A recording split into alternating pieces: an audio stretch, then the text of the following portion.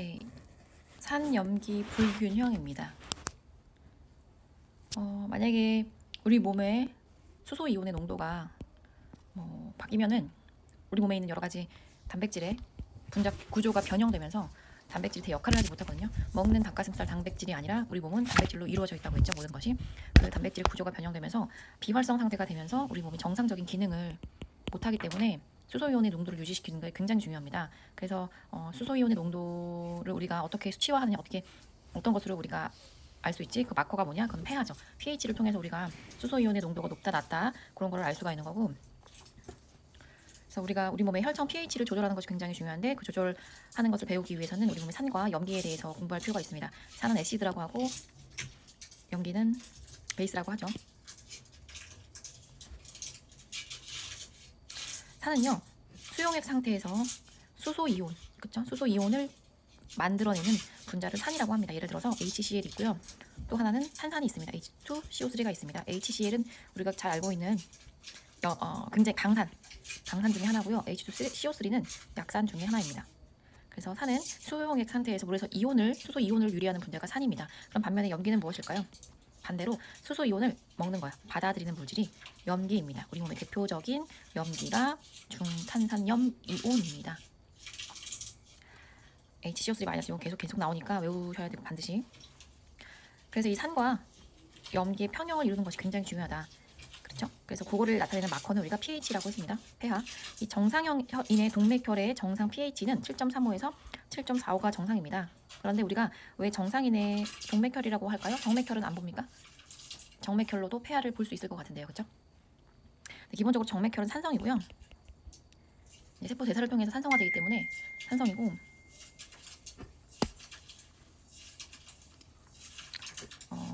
예를 들어서도 우리 몸의 대사 상태에 따라서 정맥혈은 조금 바뀝니다. 예를 들어서 운동을 내가 심하게 했어. 대사가 굉장히 좋아졌어. 그러면 젖산이 많이 축적되기 때문에 산성화 되겠죠. 그래서 정맥혈로 pH를 보진 않고요. 동맥혈로 pH를 확인합니다. 그래서 우리가 동맥혈을 이용해서 가스 분석을 합니다. 동맥혈 가스 분석을 ABGA라고 하는데 굉장히 중요한 거고요. 이게 이제 혈액 검사 중에 하나입니다.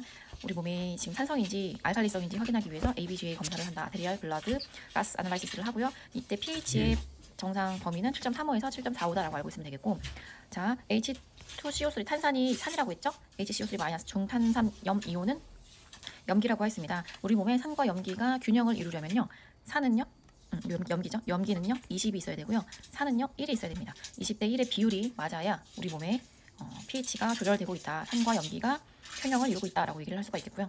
만약에 HCO3가 40이고 H2CO3가 1이다. 그러면 이게 지금 우리 몸은 염기가 많은 거죠. 알칼리화 되어 있는 거고, 만약에 우리 몸에 HCO3가 10이고 만약에 탄산이 1이야. 그러면 우리 몸은 지금 산성화 되어 있는 겁니다. 그래서 우리가 산증, 알칼리증, 우리 몸을 이렇게 두 가지로 정상, 그쵸? 이렇게 세 가지로 나눌 수가 있겠는데, 산증인 거는 7.35보다 떨어지고 6.8보다 올라간 상태, 이 상태로 우리가 산증이라고 얘기를 하고요. 알칼리증은 우리 몸에 염기가 많은 거죠. 산은 부족하고 7.45보다 초과해서 8보다 아래일 경우 우리는 알칼리증이라고 말합니다. 그런데 pH 3은 없어요? 우리 몸에 pH 4는 없어요? 우리 몸에 pH 9는 없나요? 없습니다. 왜냐면 죽어요. 이렇게 되면 죽었기 때문에 우리는 이런 것은 얘기를 하지도 않습니다. 그래서 산증일 경우 6.8보다 크고 7.35보다 작고, 알칼리증 같은 경우 7.45보다 크고 8.0보다 작을 경우를 산증과 알칼리증이라고 정의를 내립니다. 그래서 우리 몸에 단백질 변형이 일어나지 않게 하기 위해서는 반드시 산과 염기가 평형을 이루고 조절이 돼야 된다고 했는데, 그러면 어떻게 평형을 이루는데? 세 가지로 이룹니다. 첫 번째가 어떤 물질입니다. 완충제. 우리 몸에 혈액 속에 이 완충제가 있어요. 그리고 호흡을 통해서 평형을 이루고요. 세 번째는 신장을 통해서 평형을 이룹니다. 이 완충제도 결국은 호흡과 신장에서 이제 역할을 하긴 하는데, 기본적으로 이렇게 완충제라고 얘기를 하고요. 이제 하나, 두 개, 세 가지 방법을 통해서 우리가 우리 몸의 평형을 이룬다라고 알고 있으면 되겠어요. 이 완충제 같은 경우는 우리 몸에서 가장 즉각적으로 빨리, 그러니까 즉각적으로 즉시 반응을 하는 거고, 호흡은 굉장히 빠르게 조절할 수 있다. 즉각적으로 호흡은 빠르게, 신장에서는 느리지만 완벽하게 퍼펙트하게 우리 몸을 조절해 줍니다. 뭘 조절해? 우리 몸의 pH를 조절해 줍니다.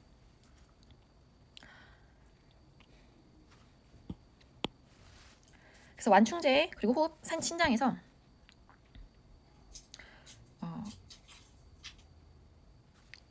우리 몸의 pH를 조절을 해준다고 했었죠. 이 완충제 같은 경우는, 이 완충제가 정의가 뭐냐면요, 결국은 뭐냐면 pH, 우리 몸의 pH 변화를 최소화 시켜주는 물질, 우리 몸의 pH 변화를 최소로 시켜주는 물질이래요. 그래서 보통 이 완충제는 주로 약산과 짝염기로 이루어져 있습니다. 예를 들어볼까요? 우리 몸의 대표적인 완충제가 중탄산염 완충계입니다. 이 완충제의 대표적인 게 중탄산염 완충계인데요. 이것은 탄산과, 요거는 산이죠. 약산과 탄산수소염이라고 하는 짝염기로 이루어져 있습니다. 그렇죠? 주로 이렇게 이루어져 있다고 했죠. 탄산과 탄산수소염 H2CO3와 HCO3-는 세트입니다. 그래서 이 중탄산염 완충계는요, 폐와 호흡과 신장을 통해서 요걸 이용해서 여기서 조절이 된다는 소리입니다.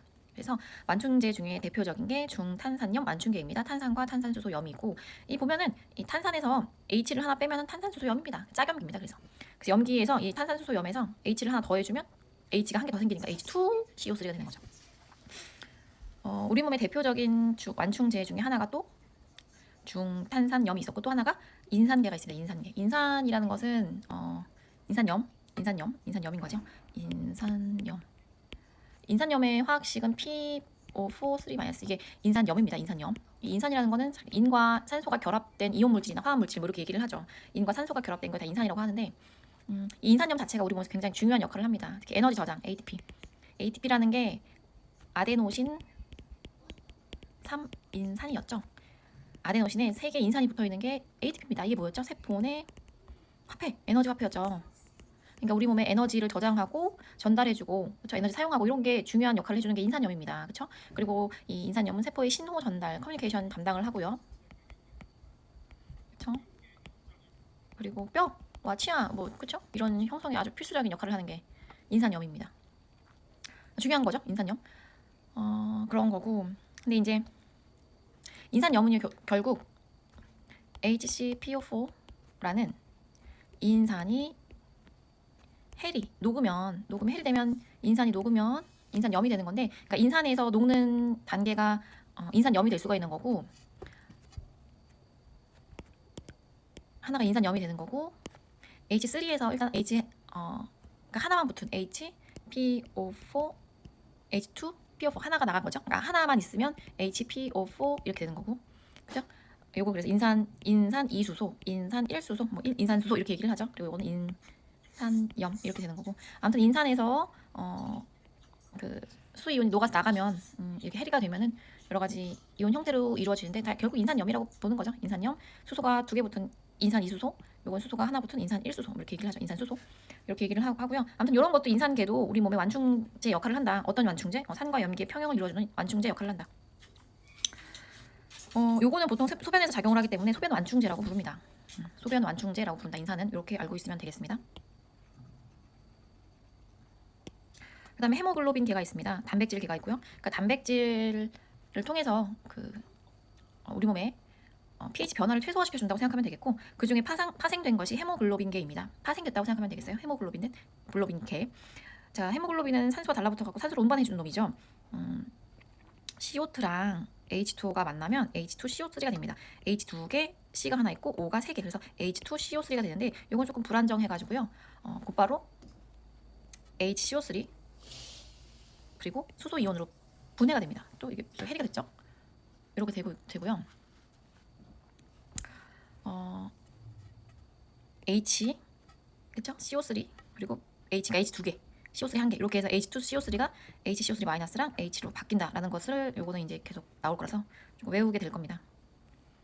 요거는 기억을 하고 계시고요.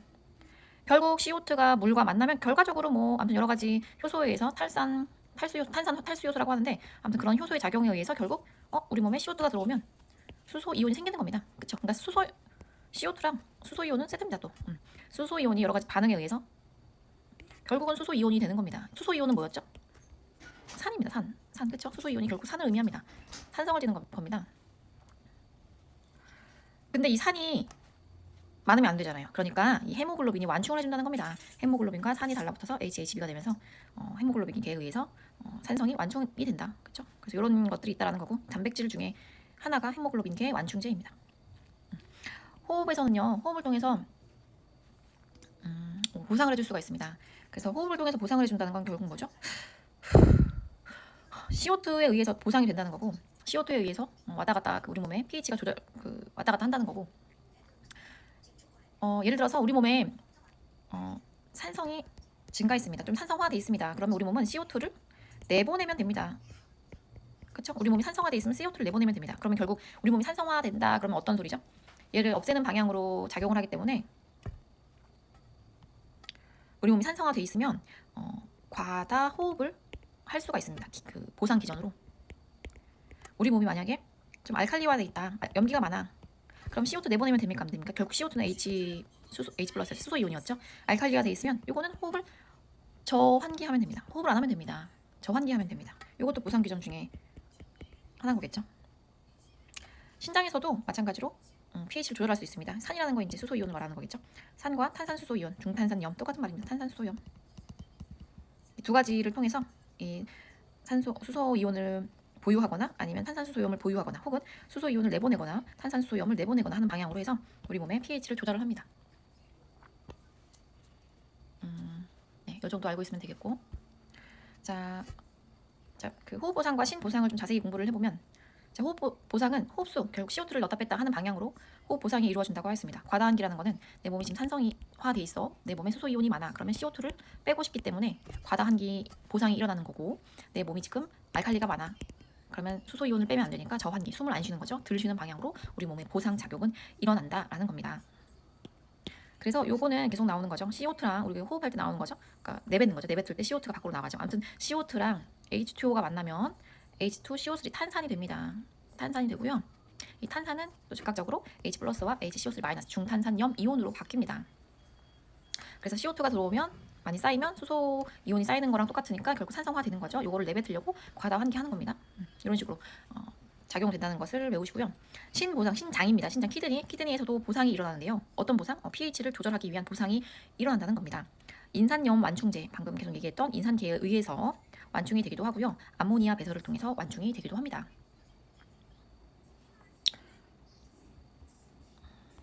신보상을 잠깐 그럼 확인을 해보면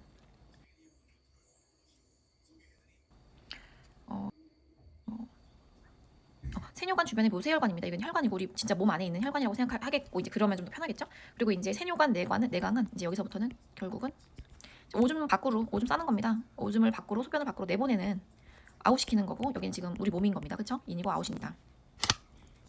이런 식으로 계속 생각을 해보고요. HCO3는 우리가 뭐였죠? 염이었죠. 그리고 요거는 뭐였죠? HPO4는 인산이었죠. 인산이었고요. 인산염이었고, 이것도 결국 인산염이긴 합니다. 요거를 일단 기억하시고, 수소 이온이죠. 이건 산을 의미합니다. 수소 이온.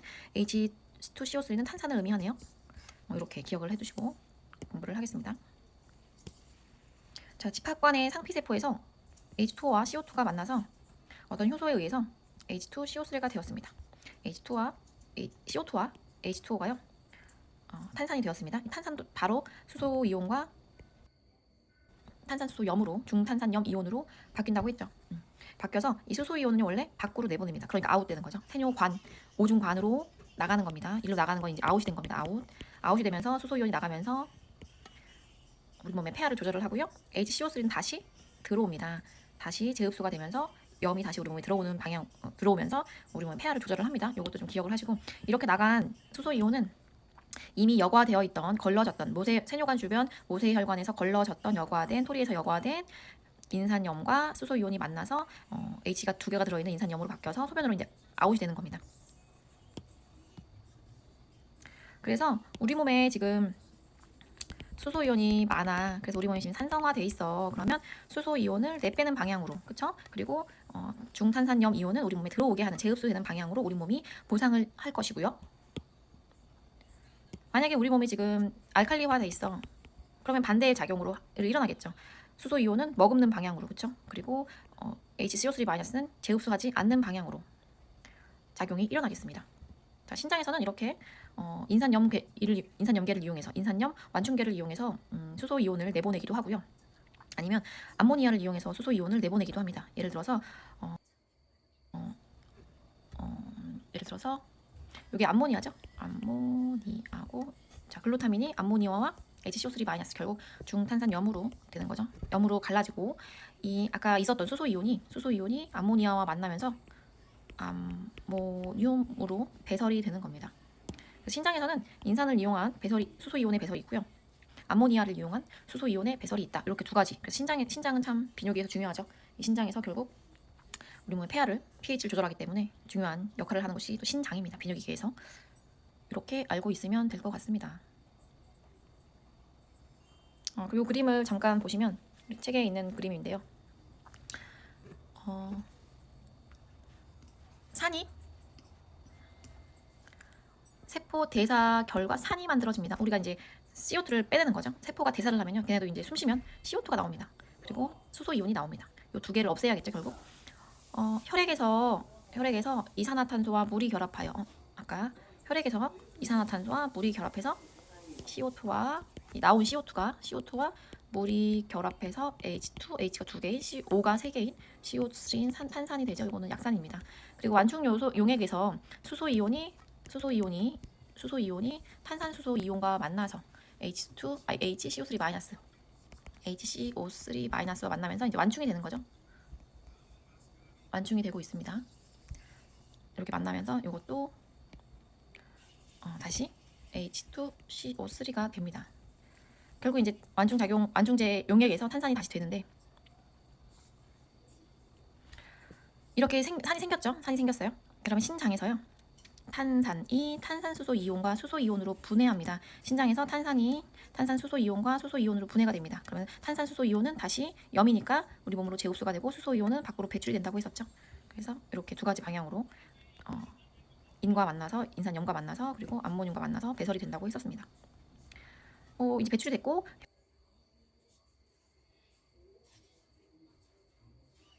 혈액 내에는 수소 이온이 감소하고 탄산수소 이온이 이제 염이 증가합니다. 그리고 산과 탄산수소의 완충 작용이 또 똑같이 일어나죠.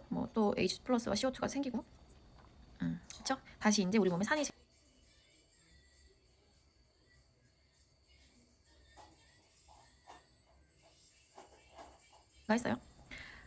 폐에서는 탄산이 H2CO3가 물과 CO2로 바뀝니다. 그러면 이제 CO2를 내보내면서 산을 또 없애는 거죠. 산을 배출합니다. 그러면 혈액 내 탄산이 또 감소하는 방향. 다시 시작됩니다. 산이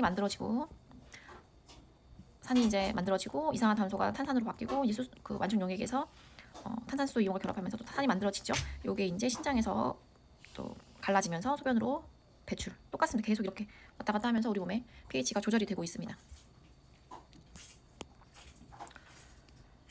할머니 밖에 비와? 정상인의 동맥혈에는요 pH가 7.35에서 7.45라고 얘기를 했습니다. 산증인 것은 7.35보다 낮은 상태에 요거는 혈중의 수소 이온 농도가 높은 것, 알칼리증은 pH가 7.45보다 높은 상태에 혈중 수소 이온이 낮은 것을 의미합니다. 우리가 산염기 불균형이라고 얘기할 때 보통 탄산수소 이온의 농도 변화 과정이 문제가 생겨서 어떤 불균형이 일어났어. 그럴 때는 우리가 대사라고 말을 하고요. 대사에 문제가 있다라고 얘기를 하고요.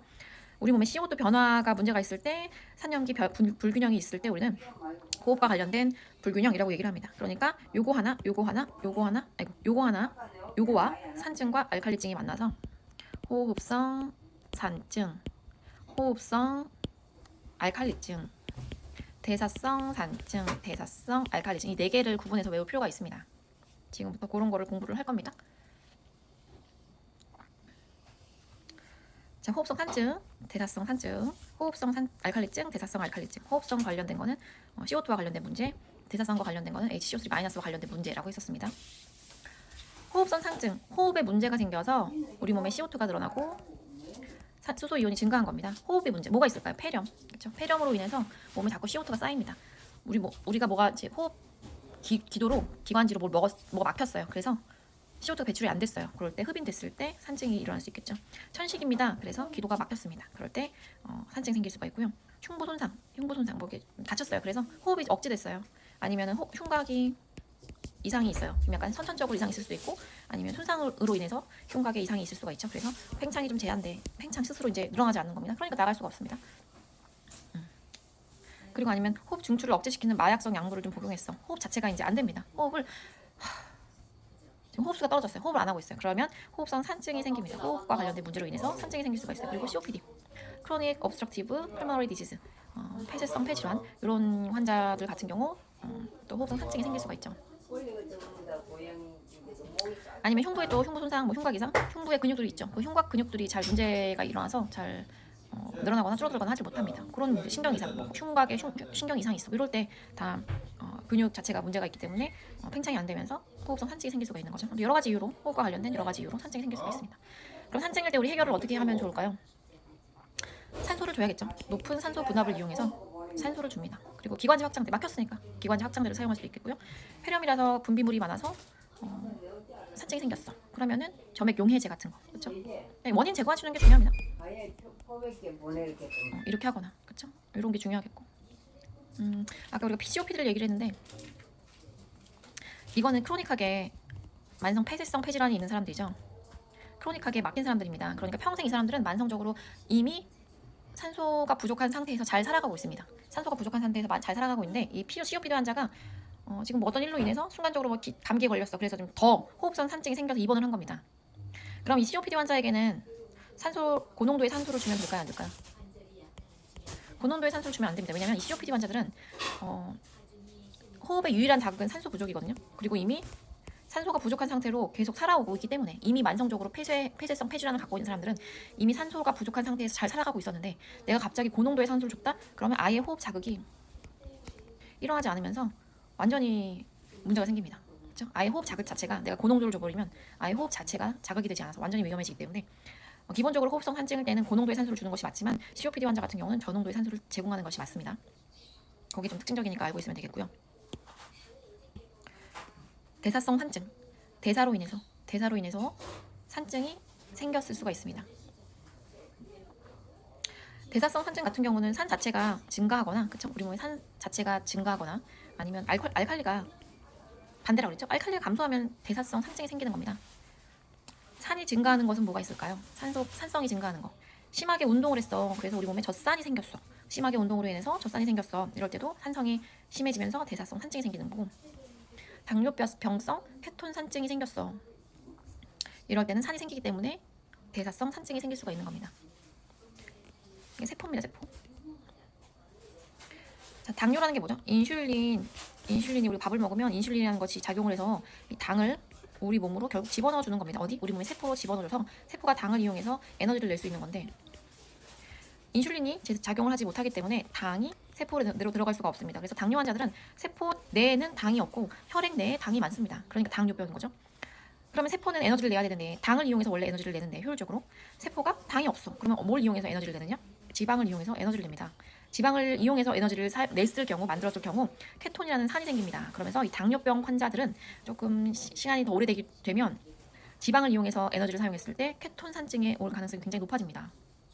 그래서 이런 대사의 문제, 케톤 산증, 그쵸? 생길 수가 있다. 그리고 아니면은 설사를 통해서 알칼리가 감소했을 때, 중탄산염 이온이 과도하게 줄어들었을 때, 이때 우리는 알칼리 감소로 인해서 대사성 산증이 생길 수가 있습니다. 그럼 이런 경우는 어떻게 치료를 하면 좋을까요? 산증일 경우는, 대사성 산증일 경우는 우리 몸이 호흡기 보상 작용이 일어납니다. 그래서 호흡수와 깊이가 증가해서 CO2를 배출하려고 할 겁니다. 그렇게 할 거고요. 아니면 우리가 알칼리를 투여할 수 있습니다. NaHCO3라고 해서 보통 중조라고 얘기를 하는데, 이건 알칼리를 투여해서, 이렇게 정맥 내로 투여해서 산증을 교정을 할 수가 있겠습니다. 그 다음에 호흡성 알칼리증이 있겠습니다. 호흡성 알칼리증의 원인은 뭘까요? 호흡을 통해서 CO2를 과다하게 배출했다. 과다 환기로 인해서 호흡성 알칼리증, 그러니까 CO2가 너무 많이 나간 거죠. 환기가 너무 많이 돼서 CO2가 많이 나갑니다. 그래서 CO2가 많이 나가서 산성이 부족하니까 알칼리증이 생긴 거죠. 과다 환기하는 경우가 언제가 있어요? 불안하면 막 손 빨리 쉬죠. 어떡하지? 공포에 시달립니다. 지금 너무 무서워. 그러면 과다 환기하죠. 스트레스가 막 이빠이야. 과다 환기합니다. 열이 많으면 과다 환기하죠. 이렇게 하죠. 그다음에 아스피린 같은 약을 먹으면 과다 환기가 일어날 수 있거든요. 이런 식의 이유로 인해서 알칼리증이 생길 수가 있습니다. 그러면 이렇게 호흡성 알칼리증 생겼을 경우 치료 방법은 무엇일까요? CO2를 다시 흡입하는 겁니다. 그래서 뭐 이렇게 봉투 같은 게 있습니다. 종이 봉투 같은 게 있어가지고 그거를 사용해서 내가 내 입 근처에 갖다 대고 나갔던 나의 CO2를 다시 재호흡시킵니다. CO2 다시 호흡시키면서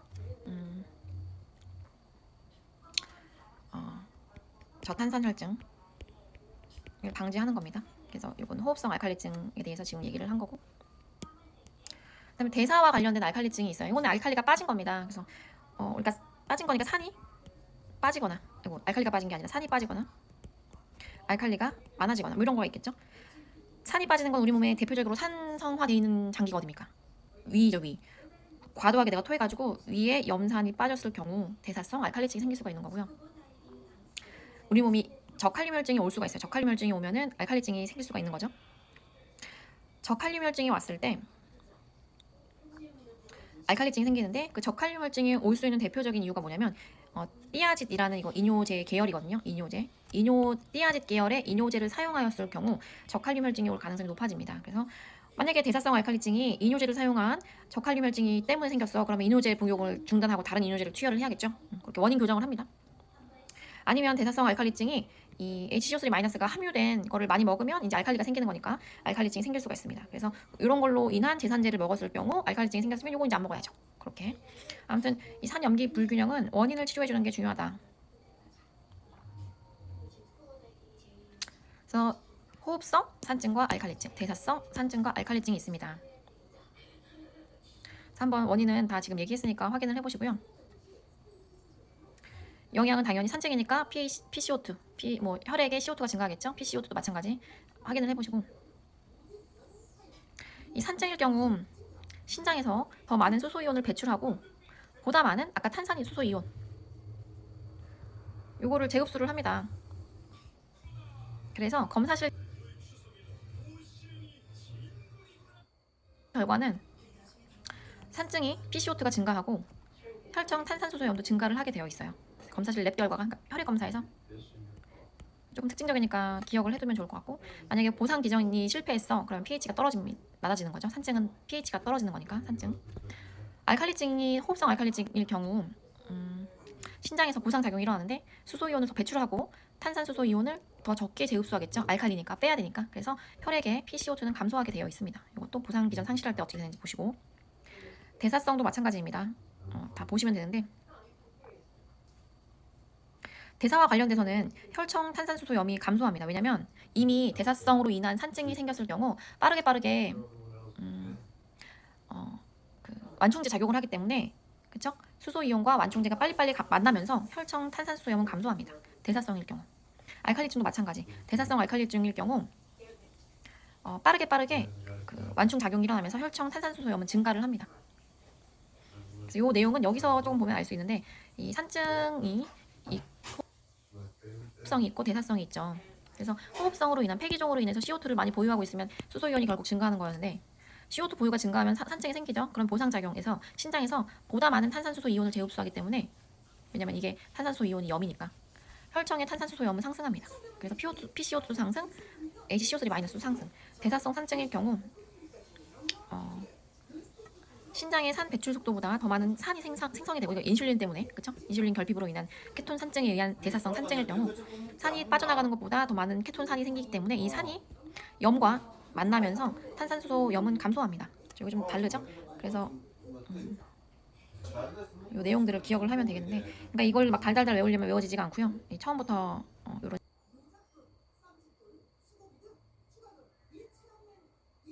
식들도 좀 기억을 해주면서 공부를 해야 외워집니다.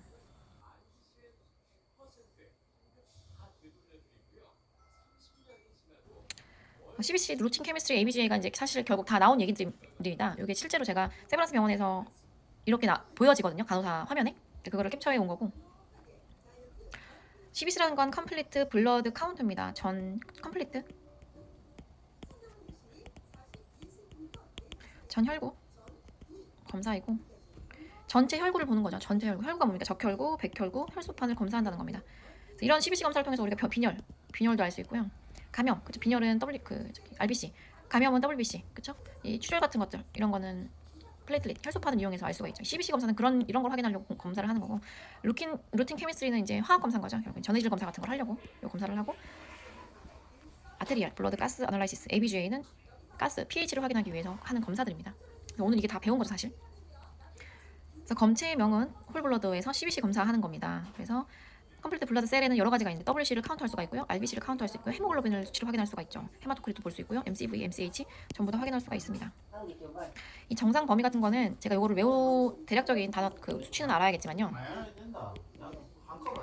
이 완전히 자세하게 막 10.7인가 이렇게 외울 필요는 없습니다. 왜냐면 이미 간호사 화면에 다 나와 있고요. 그리고 또 중요한 건 병원마다 약간씩 다릅니다. 그래서 대략적인 수치는 당연히 알고 있어야 되는데, 그죠? 완전히 막 소수점까지 외울 필요는 사실 없습니다. 그러니까 소수점이 중요한 수치는 당연히 외워야 되는데, 그렇지 않고서는 대략적인 수치를 외울 필요가 있습니다. 왜냐면 나와 있기도 하고 병원마다 자기들이 제시하는 정상 범위가 다릅니다. 그렇지만 우리 학생들이 제가 외울 거를 조금 찝어주면, 당연히 WBC 카운트 알아야겠고, RBC 알아야겠고, 헤모글로빈도 당연히 알아야겠고, 이 헤모글로빈 같은 경우는 남자랑 여자랑 좀 다르니까 대략적인 수치를 알고 있을 필요가 있습니다. 헤마토크릿도 알아야겠고. 자, 이제 세럼이라고 합니다. 혈청에서 검사 명의 루틴 케미스트리 검사를 하는데요. 칼슘 전해질 검사하는 겁니다. 여러 가지 검사를 막 합니다. 알고 있으면 되고, 이거 그냥 외우라고 알려준 건 아니고 이 정도 수치가 있네, 이 정도 알고 있으면 되고, 이건 제가 그때그때 외우라고 하겠습니다. 그리고 나트륨, 칼륨, 클로라이드, 나트륨 알아야겠죠? 칼륨도 알아야겠고, 클로라이드까지 알면 좋겠습니다. 그리고 이거는 이런 케미스트리 검사를 하고 나면은 자동적으로 알아서 계산, 그러니까 내가 실제로 피 뽑아서 계산한 건 아니고 자동적으로 계산을 하는 그런 수치들이 이렇게 있다는 거고요. 그래서 나트륨, 칼륨, 클로라이드, TG가 200 이하라는 거, 이 중성지방 200 이하라는 거, LDL은 낮을수록 좋고 HDL은 높을수록 좋다는 거, 이 정도 알고 있으면 되겠고요. 그 다음에 중요한 게 우리 지금 계속 하고 있는 게 ABGA 검사입니다. pH 당연히 정상 범위 알아야 되고, PaCO2 혹은 PCO2 요 범위도 알아야겠고, PO2 범위도 네 알면 좋겠고, HCO3- 범위도 알면 좋겠고, 토탈 CO2도 이거는 아직은 몰라, 지금 몰라 되겠습니다. SaO2는 당연히 알 것 같고, 그래서 ABG 정상 수치는 똑같나요? 다른가? 28. 네, 똑같네요. 이 폐하의 정상 범위 PCO2, PaCO2 네, 유사한 말입니다. pH 정상 범위, PaCO2 정상 범위, HCO3 정상 범위를 알아서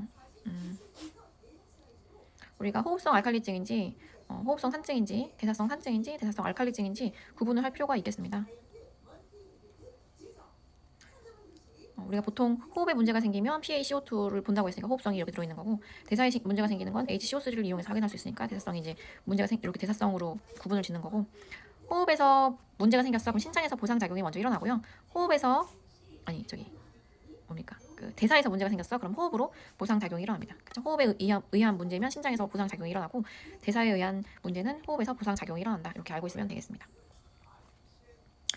오늘 좀 어렵지만 중요한 내용을 공부하였습니다. 고생하셨습니다.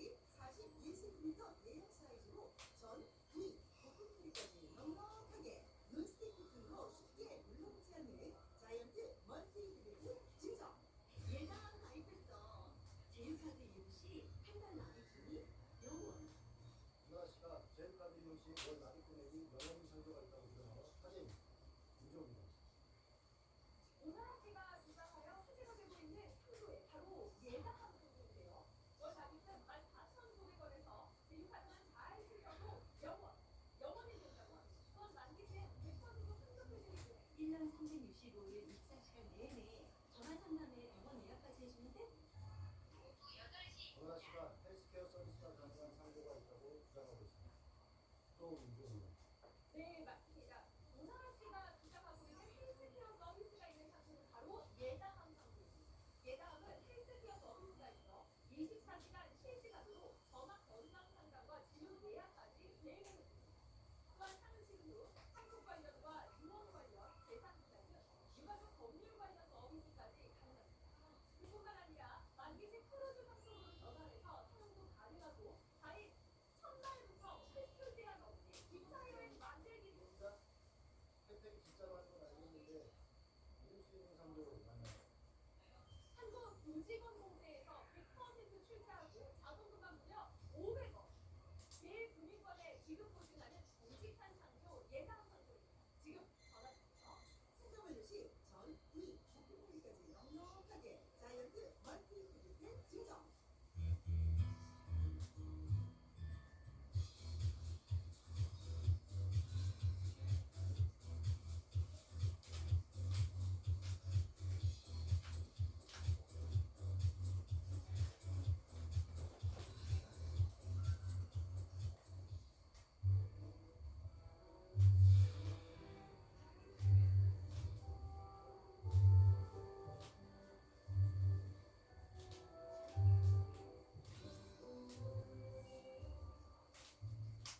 전선과 은선단을 단 하나에 담았습니다. 약해진 소변 중에 세차기, 시원하게, 흐릿한 문을 선명하게, 맑고 깨끗하게. 방송 보고 지금 전화 주시는 분들께 30일은 드셔보실 수 있도록 문의 드립니다. 30일 시험 무료 혜택. 지금 전화 상담 신청하십시오. 상담 후 즉시 끝내시 가격 혜택을 드립니다. 6개월은 무료 증정, 다음 후 3개월은 무료 증정, 총 3박스 무료 증정. 소변을 시원하게, 신선한 물이 깨끗하게.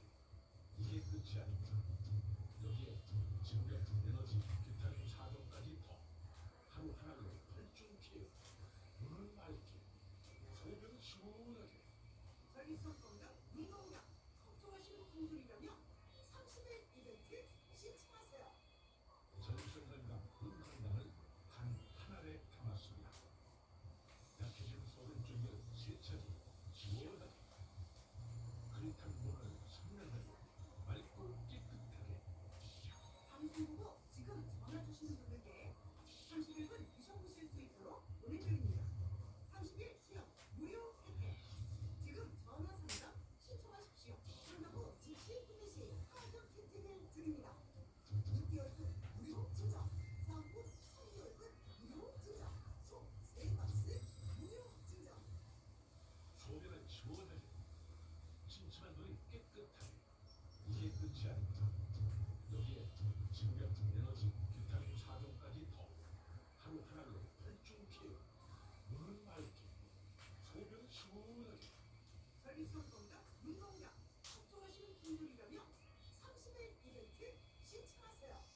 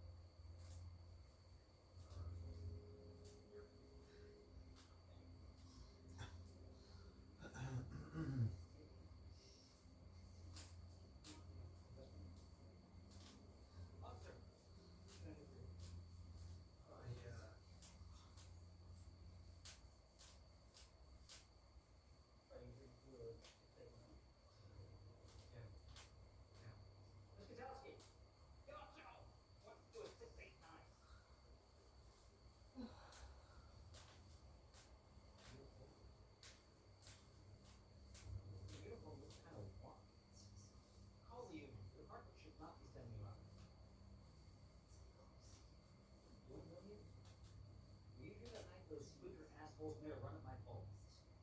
Yeah. I heard about it. My ass was almost booked with you boys taking the line. I'm sure the paramedics did a good job. Blue one. Doctor's name here is Gary the Hero.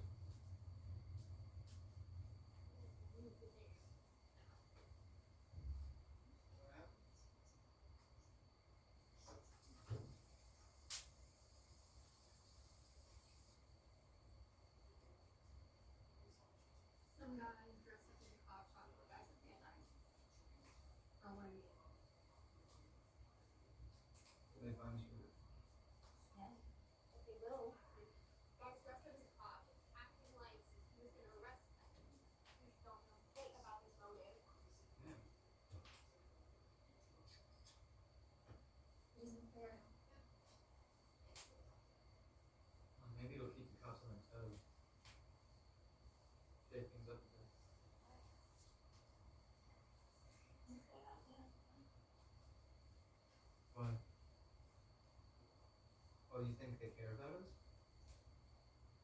The sons paid for the sins of the father. Nothing's changed. I thought it was okay. I remember the day that I pulled Noah into the top and gave me the biggest backhand of my life and knocked me down on the floor. Only the cops are our enemy. And, yeah, they're just pigs. Descending from slave owners, basically, Roman slaves. The War of Independence, that's for this country's taxes. And the American Civil War, well, that's like, you know, they freed the slaves, but no one's really free. We're not free. We'll never be free. Doesn't matter who we are, they'll sell us the same. 이재명 대표님께서는 예하이야 영수는 오늘 거기는 별일 없을 텐데.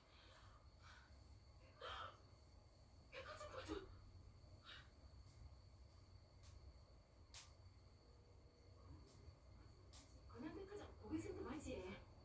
연락처가 제대로 돼 있나 확인 좀 할 수 있어야 해.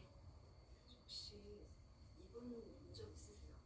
이 동네 사는 건 없는 것 같은데. 처음 보는 아줌인데요. 네. 아니 뭐 돈때문에 바뀌었어요? 아닙니다. 다른 나라도 보시면 이쪽으로 연락 주세요. 충분한 사례 약속드리겠습니다. 그럼 꼭 좀 부탁드리겠습니다. 저기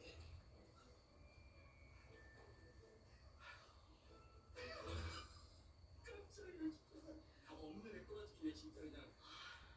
우리 큰 사장님 엄청 멋지네. 의리사고 의리주고 맞지? 아유 뭐 사고치셨어요? 아왜 대기업에서 아줌마 자고로 댕겨요? 그 사고 막으려고 용선 중입니다. 뭔 사연인지 모르겠지만 동네가 제법 큰데 용서라면 그 용이 상당히 커야 될 텐데. 그렇군이라 해. 전화장사도 못 나가지. 내가 우리 정을 애끼는 마음은. 이 자식 위한 일인 건데?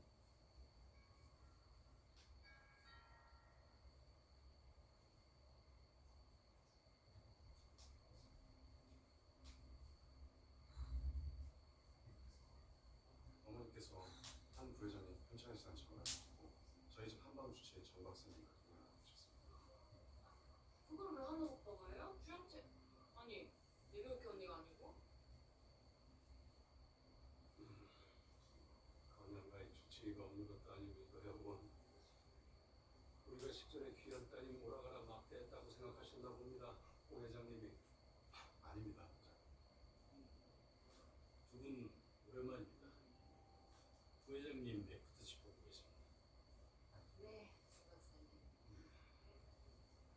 부회장님도 참 고맙기도 하셔라. 정 박사님 잘 부탁드립니다. 제가 요즘 기억이 너무 떨어졌어요.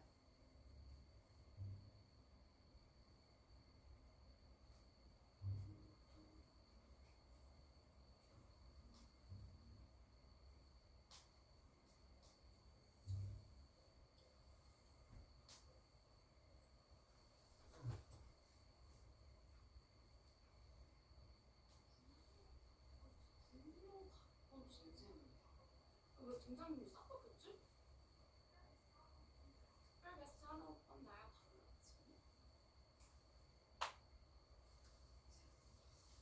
제 분위기 싸한데. 오 회장님이 왜 영철 씨를 우리 집에 안 보내? 예비 시어머니 병원 오면 안 돼? 아, 이 녀석은 어떻게 하겠나? 오 회장님 이번 결혼 깨고 싶으시고 헬리콘다, 그레고이텍, 해설이나 건등이라서 이 단체는 수정원법이 보장한 표현의 자유를 억누르고 임의로 미국의 가치를 규정하는 건 헌법 정신에 대한 배신이라며 항거했습니다. 그리고 약 80년 뒤 같은 이름의 저항단체가 다시 돛을 올렸습니다.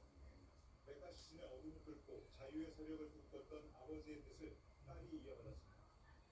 This is a very chilling time. The key is solidarity. And so that's why I thought to resurrect the spirit of the committee that was started in the 50s and included my father. 아브라스타 1세트 맵솔리 쇼처럼 미노나 라이즈는 준영아 이거 하나 먹어. 잠깐만.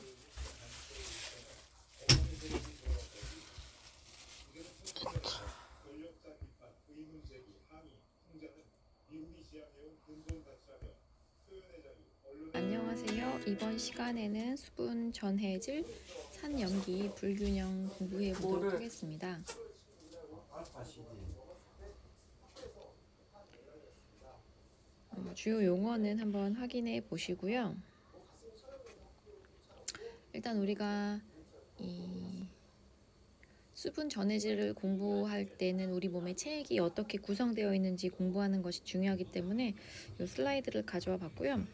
우리 몸 기본적으로 세포를 항상 기준으로 얘기를 하죠. 그 세포 안에 있는 액체를, 체액을 세포 내액이라고 하고요.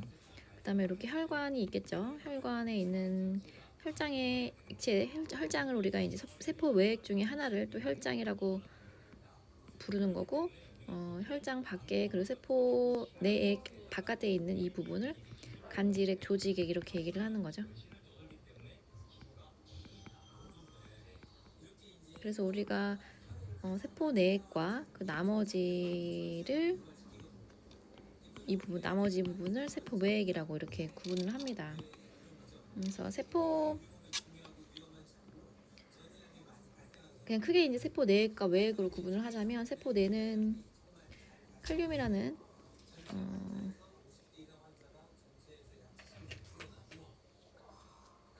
전해질이죠. 전해질이 많고, 세포 밖에는 나트륨이 많죠. 이런 거를 알고 있으면 되겠고, 그 외에도 칼슘은 밖에, 안과 밖을 비교하자면 단순히 칼슘은 밖에 많고, 마그네슘은 또 안에 많죠. 이렇게 많고요. 또 클로라이드는 밖에 많죠. 클로라이드는 밖에 많고, 뭐 이런 식으로 이제 얘기를 할 수가 있겠는데, 그렇죠? 그리고 이제 기본적으로 우리가 세포 안은 음전하를 띈다고 했었고, 세포 밖은 양전하를 띈다고 했었죠. 이런 거는 이제 기본적으로 우리 학생들이 이제 알고 있을 내용이라고 생각을 하고요. 다시 보면 세포 내에게는 칼륨이 많고, 그렇죠? 뭐 거의 없죠. 세포 외에게는, 세포 내에게는 나트륨은 적으나 세포 밖에는 나트륨이 많은 걸 볼 수 있고요. 클로라이드도 마찬가지로 이런 거를 볼 수가 있습니다. 이거 참고 아빠 CD. 수분 불균형을 보자고 하면은, 수분 불균형은 우리 몸에 플루이드가 임밸런스 있다는 거죠. 그래서 그런 사례, 예시들을 생각을 해보면, 부종, 몸이 체액 과다했을 때 나타나는 증상은 이데마, 부종이 있는 거고, 아니면 체액이 결핍돼 있을 때는 탈수, 디하이드레이션이라고 하죠. 두 가지 경우가 있습니다. 수분 불균형에는 부종과 그다음에 탈수, 이렇게 두 가지가 있다 알고 있으면 되겠고요. 부종이라는 거는 세포 간질액, 사이질액, 조직액에 인터스티셜 플루이드에 체액이 과잉 축적된 것입니다. 그래서 조직이 붓거나 비대해지고 하는 거죠. 정상적인 모세혈관에는 모세혈관 정수압이 있죠. 정수압은 이게 나가려는 힘, 혈액이 나가려는 힘이 있고요. 또 모세혈관에는 삼투압이 있습니다. 삼투압은 뭐였죠? 물을 잡아당기는 힘. 물을 잡아당기는 힘이 있었죠.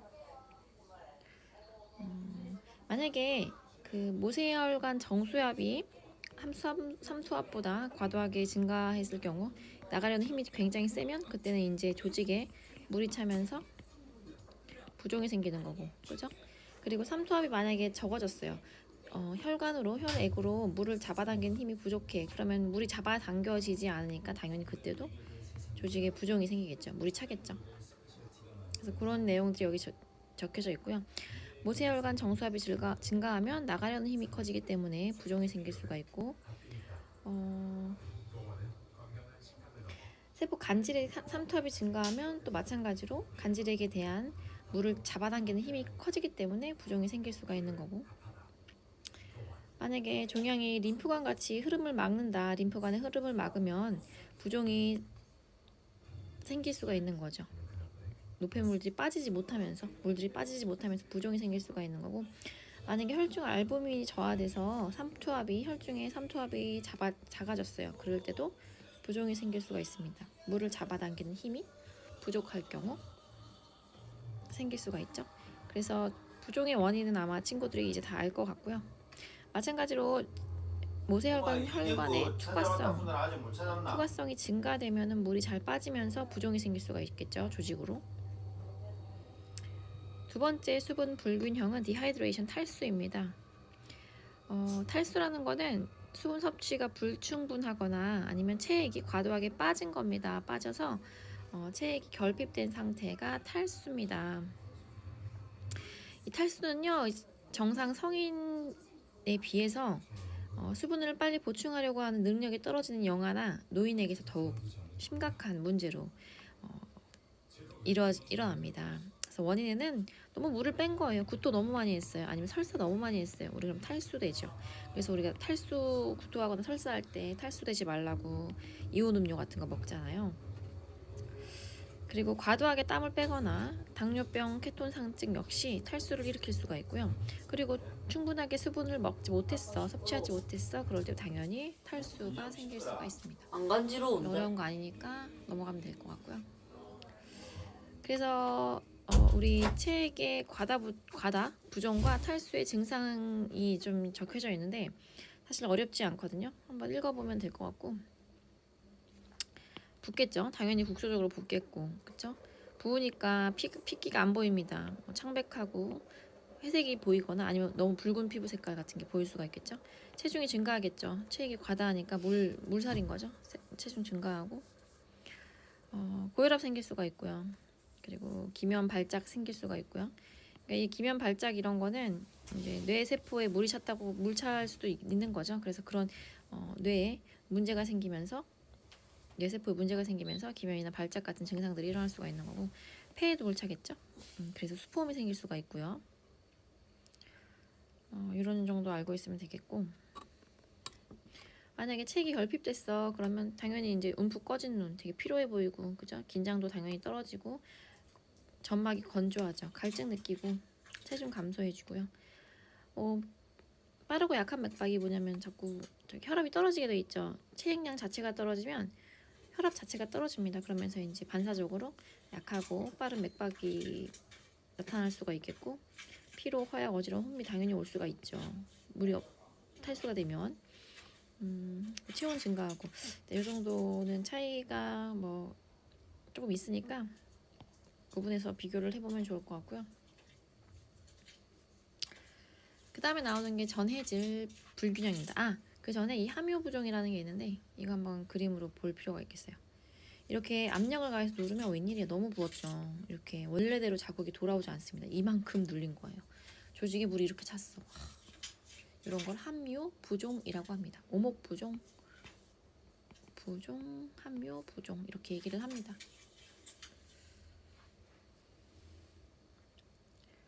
자, 우리가 전해질을 보통 공부할 때 나트륨 많이 보죠. 칼륨 보고 칼슘 보고 마그네슘 이 정도까지 우리가 알면 될 것 같고요. 중탄산염 이온은 이거 수소와 관련돼서 그 몸의 산성화와 관련돼서 중탄산염 이온은 중화제 역할을 하는 거죠. 염화물 요거 클로라이드도 많이 나오는 거니까 알고 있으면 되겠고, 나트륨은 세포 밖에, 이 혈액이라는 게 세포 외입니다. 밖에 많고요. 칼륨이라는 거는 세포 내에 많습니다. 여기서 좀 잘 봐야 되는 게, 우리가 항상 세포의 움직임, 뇌신경세포의 움직임 이런 거 볼 때 나트륨과 칼륨을 이용해서 많이 공부를 하죠.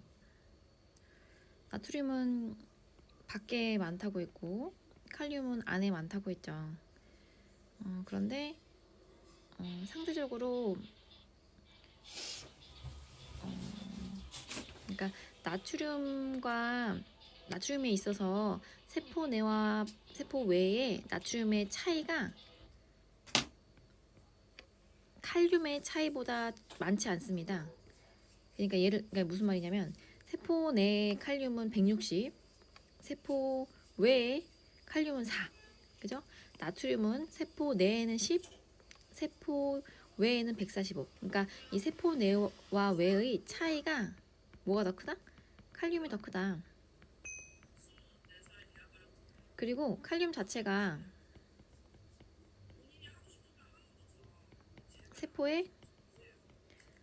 세포막의 투과성이 더 좋거든요. 칼륨 자체, 칼륨이라는 이온이 세포막 투과성이 더 좋아서 결국 우리 몸에 이 전이차를 만들고 활동 전이를 일으키는 가장 주요한 이온이 칼륨입니다. 칼륨.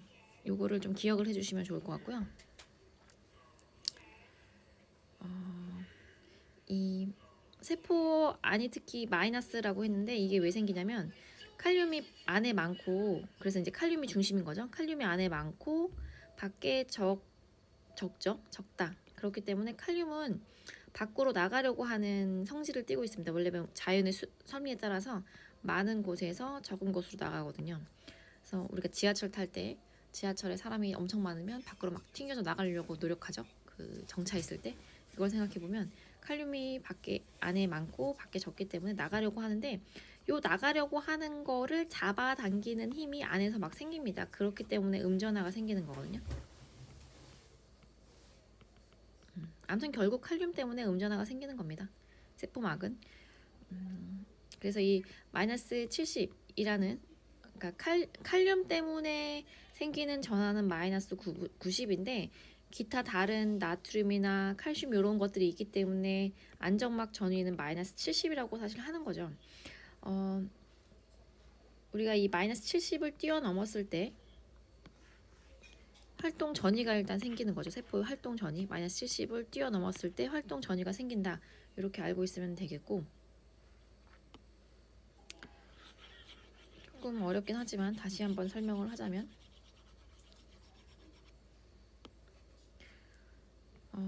세포 내와 세포 외에는, 세포 안팎에는 주요 전해질의 양이 다르다. 그죠? 나트륨은 밖에 많고, 나트륨 밖에 많네요. 칼슘은 밖에 많습니다.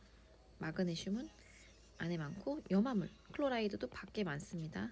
안에 많은 거를 구분을 해보자면 칼륨은 안에 많고요. 마그네슘도 안에 많고요. 인산염도 안에 많고, 중탄산이염 이온 이것도 밖에 많습니다. 나트륨이 밖에 이렇게 많고 칼륨이 이렇게 많은데, 칼륨은 첫째 나트륨보다 투과성이 높다. 그리고 칼륨이 안과 밖에 존재하는 비율 자체가 칼륨이 높은 거죠. 그래서 칼륨이 우리 몸에 전이차를 만드는 데 굉장히 중요한 역할을 하는 이온인데, 칼륨이 결국 세포막의 투과성이 높기 때문에 나가려고 하는 힘이 있고, 이 나가려고 하는 힘을 막는 안쪽에 힘이 생기면서 이 안쪽에 힘이 나가려고 하는 힘을 잡아당기는 음전화가 여기 이렇게 생긴다는 거죠. 그래서 세포 안은 음수, 세포 밖은 양수인데, 여기를 재어봤더니 마이너스 70 정도의 밀리볼트 정도의 안전막 전위를 우리가 확인할 수가 있고, 이 역치를 뛰어넘어야지만, 이 역치를 점프해야지만 활동 전이가 생기는 거죠. 그래서 어떤 자극이 들어오면 나트륨이 들어오고 칼륨 그때서야 나가고, 이런 식으로 세포가 전해질이 왔다 갔다 하면서 활동 전이가 생긴다 했었습니다. 그래서 그런 거와 관련돼서 이 전해질 불균형을 좀 이해하기가 쉬울 거고요. 나트륨과 관련돼서는 이제 수분과 얘기가 많이 나오겠죠. 저 나트륨 혈증은 혈에 나트륨이 부족한 겁니다.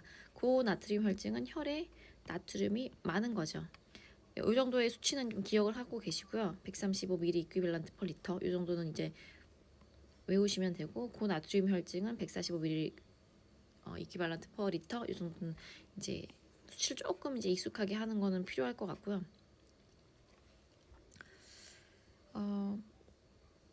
저나트륨 혈증, 피에 나트륨이 부족해지는 원인이 뭐가 있을까?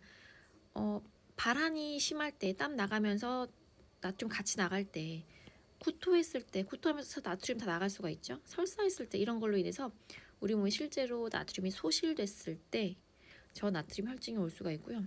저염식이를 처방받은 사람들이 있는데, 신부전 환자들이 있는데, 또 특정 나트륨을 빼내가는 인유를 사용했을 때 저나트륨 혈증이 올 수가 있겠죠. 알도스테론 같은 경우는 나트륨을 보유하는 건데 만약에 알도스테론이 부족한 사람이야. 그래서 보유할 수가 없었어. 그러면 저나트륨 혈증이 생기는 거고 부신의 이상이 있는 사람들 이런 사람들도 나트륨이 부족할 수가 있는 거죠. 만성 신부전 마찬가지로 신장과 관련돼서 레닌이 나오고 알도스테론이 나오는 거기 때문에 그게 지금 힘들어. 지금 만성 신부전 환자야, 초기 환자야. 그럴 땐 저나트륨 혈증이 생길 수가 있고 만약에 과다하게 수분 섭취해서 나트륨이 묽어졌어. 피에 있는 나트륨이 묽어졌어. 그러면 저나트륨 혈증 생길 수가 있죠. 이 혈관에 나트륨이 좀 부족하면요. 세포에 여기 나트륨이 부족하다는 건 삼투압이 떨어지고 있는 거죠. 세포의 삼투압이 더 상대적으로 증가하면서 이렇게 여기 있는 물을 잡아 당깁니다. 그죠? 혈액이 묽어졌으면 여기가 상대적으로 삼투압이 높아지면서 물을 이렇게 잡아 당기게 됩니다. 그러면서 뇌세포가 부종이 생깁니다. 각 세포에 부종이 생기는데 특히 뇌세포에 부종이 생기면서 뇌세포에 물이 차면서 그런 증상으로 인해서 두통이나 혼동 비슷하죠? 발작 이런 게 올 수가 있고요.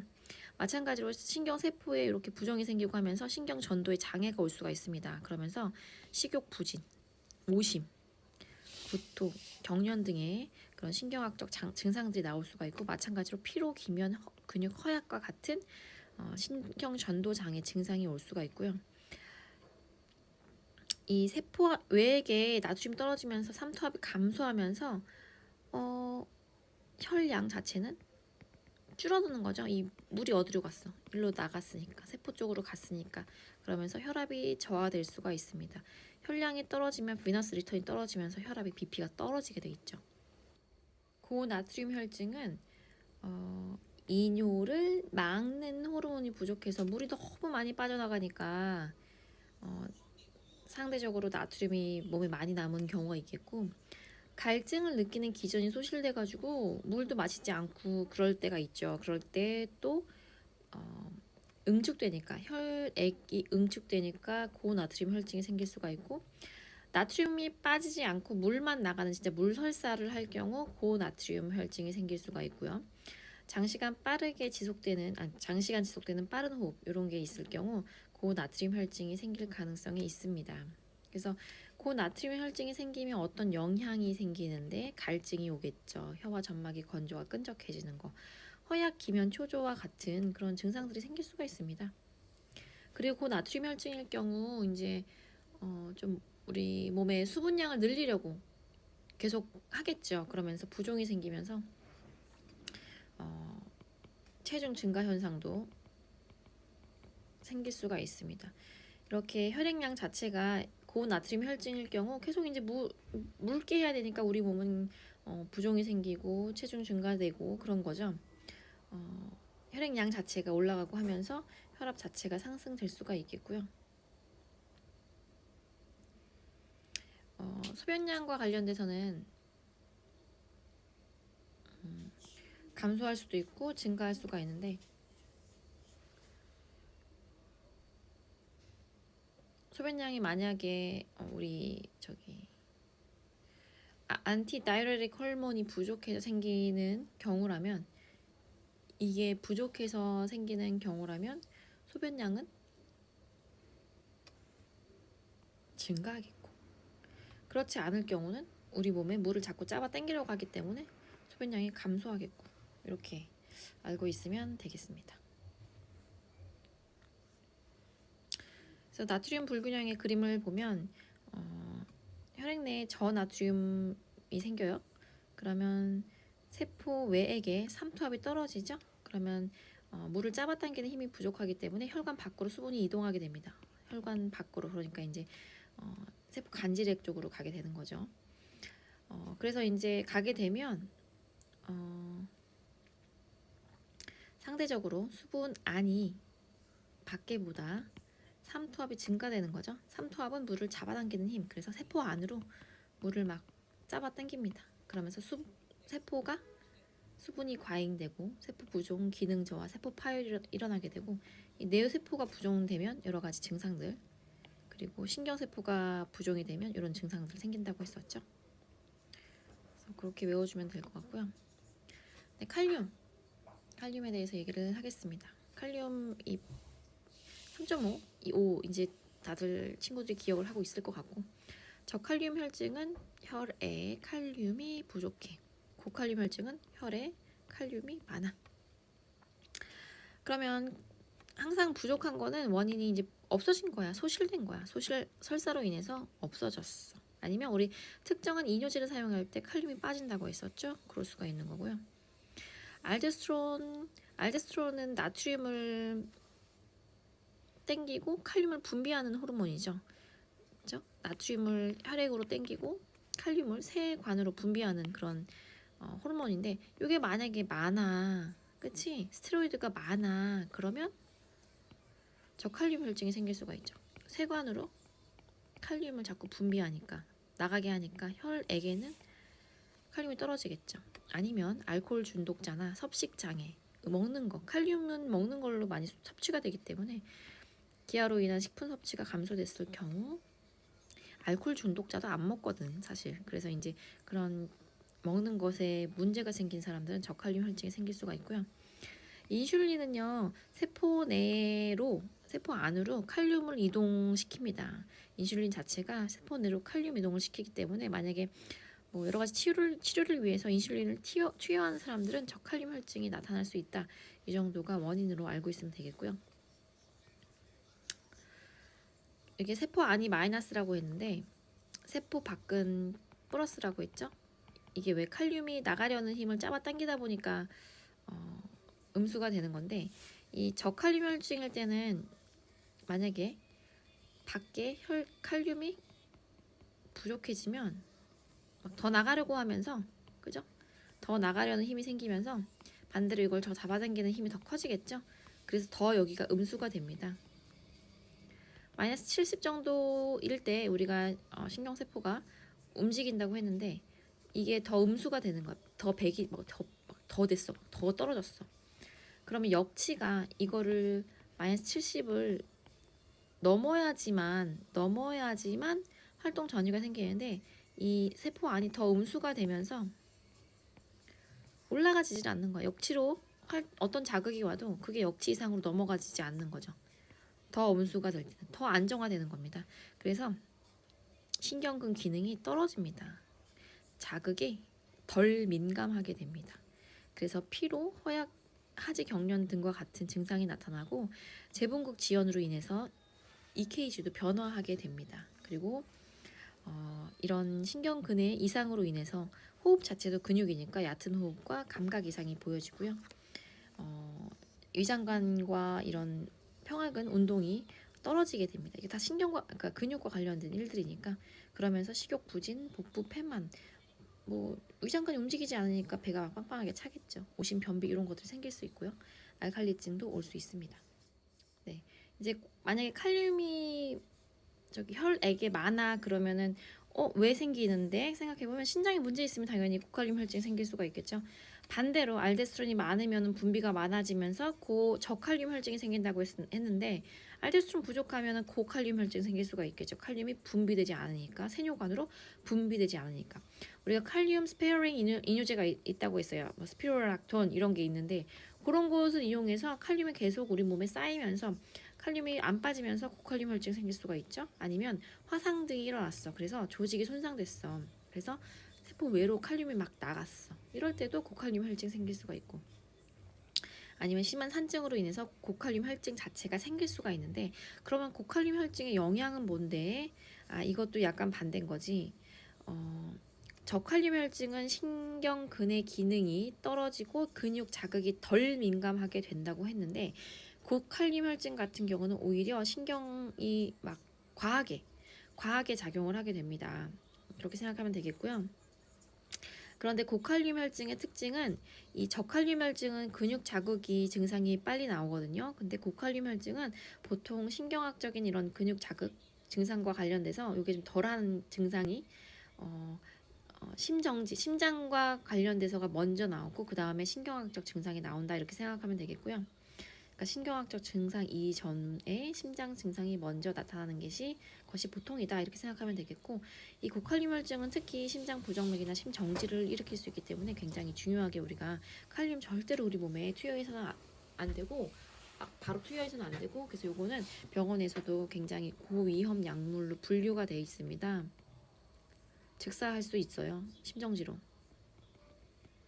그래서 고칼륨혈증은 이런 심장 부정맥, 심정지와 관련돼서 문제가 생기기 때문에 굉장히 중요한 약물이고 위험한 약물이고, 오히려 신경학적인 증상이 자극이 완전 민감해지는 거지. 그러니까 설사하고 울렁거릴 수도 있고, 그러니까 울렁거리는 거는 너무 그 위장관 운동이 활발해도 오심이 생길 수가 있고요. 아니면 위장관 활동이 아예 없을 때도 오심이 생길 수가 있습니다. 뭐 오심부터는 뭐 많이네 부작용이니까 여기 써있네요. 설사는 과하게 활동을 하는 거죠. 변비랑은 다르죠. 근육 허약, 특히 하지에서부터 이런 마비 같은 것들이 시작되고요. 감각이 너무너무 과하다 보니까 감각이 이상 생기는 거야. 손가락, 발가락, 얼굴, 혀가 좀 감각이 이상한 느낌을 환자들이 받습니다. 핀뇨 올 수 있고요. 혈청 pH가 감소하면서 산증도 올 수가 있습니다.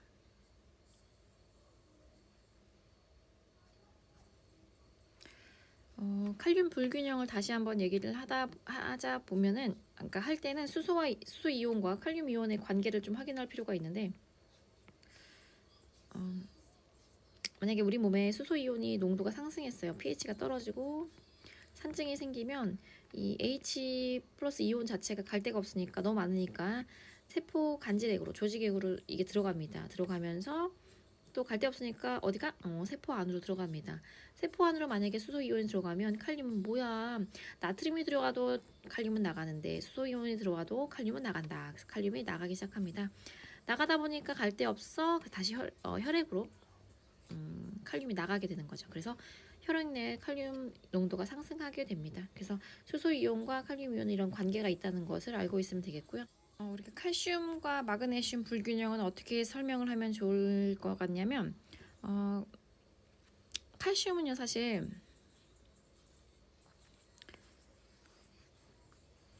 마그네슘과 함께 신경, 세포, 그러니까 신경막의, 세포막의 안정성을 유지하는 데 필요한 이온입니다. 칼슘과 마그네슘은 신경세포의 안정성을 위해서 필요한 이온인데, 만약에 그게 혈액에 부족해 그러면 어떻게 돼? 신경세포막이 흥분성이 증가되는 거죠. 그래서 골격근에 비자발적인 자극이 유발되면서 경련, 손발 연축, 과민 반사, 후두 경련 이런 게 생길 수가 있습니다. 테타닌은 이제 이렇게 이 자발적인 골격근의 경련 이런 것들을 테탄이라고 하는 거고요. 크보스테크 징후는 얼굴에 이제 관자 쪽에 이렇게 두드렸을 때, 내가 여기를 두드리면 입술이나 얼굴에 경련이 일어나는 징후가 크보스테크 징후. 굉장히 조금 칼슘, 저칼슘 혈증과 관련해서 자주 나오는 단어죠. 저칼슘 혈증, 크보스테크 징후. 트로즈 징후는 뭐냐면, 얘가 혈압을 재기 위해서 혈압 커플을 감았어요. 손에 혈압 커플을 감았을 때 비자발적으로 손발 연축이 막 일어납니다. 그게 트로즈 징후입니다.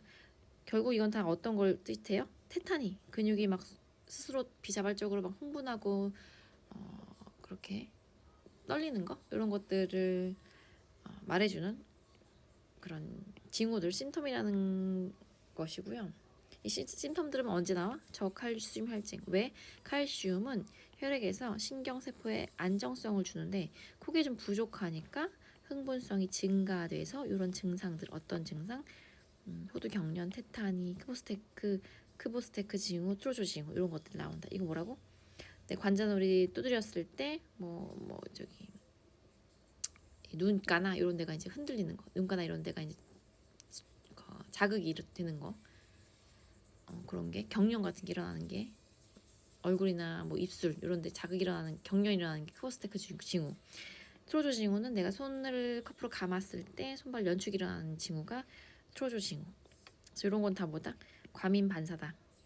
그래서 너무 반사가 과민하게 되니까 저린 증상, 이상 감각을 느낄 수가 있고 정신적으로 혼돈이나 흥분이나 발작 증상도 일어날 수 있습니다. 이게 근육과 관련돼서는 이게 근육신경과 관련돼서 이렇게 과하게 작용을 하는데 근육 활동에 필요한 칼슘은 직접적으로 부족합니다. 왜냐하면 심장 근육 활동에 있어서는 심장은 세포 내에 있는 칼슘을 사용하기도 하지만 세포 밖에 있는 칼슘을 사용하기 때문에 실질적으로 세포 밖에 칼슘이 부족하면 그거로 인해서 심장 수축이 저하되고 부정맥이 일어나고 혈압이 저하될 수가 있습니다. 그래서 저칼슘 혈증 같은 경우는 신경 세포막과 관련된 증상 그리고 심장 근육과 관련된 증상이 다르니까 좀 구분해서 외울 필요가 있고요. 칼슘은 뭐다? 신경세포를 안정화시키는 건데 그게 부족하니까 과하게 흥분해서 테타니 같은 증상들이 나온다. 고칼슘 혈증은 혈액에 칼슘이 많은 거죠. 왜 많아? 뼈가 파괴돼서 뼈에 있는 칼슘 성분이 혈액으로 들어왔어. 그쵸? 아니면 부갑상선 항진증이야. 부갑상선이 너무 과하게 활동해. 혈액에 칼슘이 증가해. 부동, 움직이지 못해서 뼈에 가해지는 부하가 감소하면서 뼈가 파괴되면서 혈액에 칼슘이 증가해. 비타민 D가 칼슘 섭취에 중요한데 비타민 D와 칼슘에 과다하게 섭취해서 혈액에 칼슘이 많아. 그리고 마찬가지 이 칼슘 자체가 많아지는 건 우유를 먹었을 때 제산제를 섭취했을 때 증가할 수가 있습니다. 요거는 안 읽었는데 한번 읽어보시고 이제 요거와 반대되는 내용이겠죠. 고칼슘 혈증이니까 신경세포가 과하게 안정화됐어. 그래서 신경근 자극이 떨어지고요. 근육 허약, 근긴장도가 떨어지고요. 기면, 혼미 이런 게 생길 수가 있고 성격 변화나 식욕 부진, 오심 이런 것도 생길 수가 있고 뭐 계속 수축하니까 또 부정맥도 올 수 있는 거고 지속적으로 강한 신장 수축이나 이런 걸로 인한 혈압 상승이 생길 수가 있죠. 단뇨증도 올 수 있고 칼슘이 쌓이면서 결석이 생길 수가 있죠. 신결석, 신장결석 요로가 폐쇄가 되겠네요. 그런 증상들이 있을 수 있다는 거 한번 다시 기억을 해주시고 마그네슘도 어떻게 배워라? 신경근에 안정화시켜주는 이온이 마그네슘이다. 근데 그게 없네, 혈중이 없네, 신경 근육이 과다하게 흥분되겠죠. 떨림, 불수의적인 반복, 불면증, 잠이 막 깨는 거야. 성격이 변화하고 부정맥과 함께 심박동수 증가할 수가 있겠습니다. 고마그네슘 혈증은 반대 일인 거죠. 신경근 기능이 저하되거나 반사가 감소되거나 기면, 졸리거나 이런 증상도 생길 수 있다. 그래서 한번 공부를 좀 정리를 해보시고 크게 칼륨과 칼슘, 마그네슘 특징적인 내용들이 달랐죠. 그래서 그런 것을 주의 있게 공부를 해보면 되겠습니다.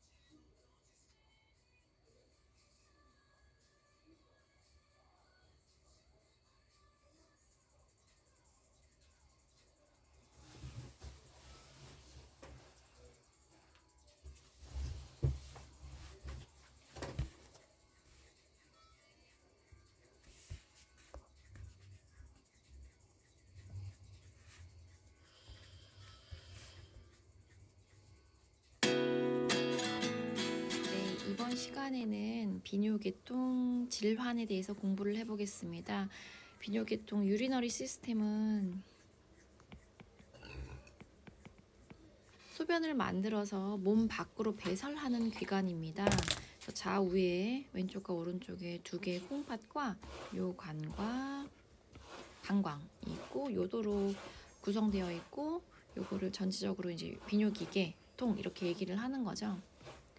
그래서 특히 콩팥은 우리 몸에 노폐물을 만들어서, 그죠? 노폐물을 소변으로 만들어서 배출함으로써 우리 몸의 그런 항상성 유지에 굉장히 중요한 역할을 하고 있는 게 이 신장이죠. 신장, 콩팥 그런 거고, 결국 신장에 대해서 공부를 조금 해보자면 신장은 이렇게 양쪽에 이렇게 두 개가 있는 거고, 겉에를 피질이라고 하고 안에를 속질이라고 우리가 얘기를 했었죠. 그리고 여기는 소변이 이제 만들어지는, 소변이 모여지는 곳, 신우, 콩팥 깔때기 신우라고 했었습니다. 레날 파일레스, 레날 펠비스라고 얘기를 하죠. 레날 펠비스라고 얘기를 하고,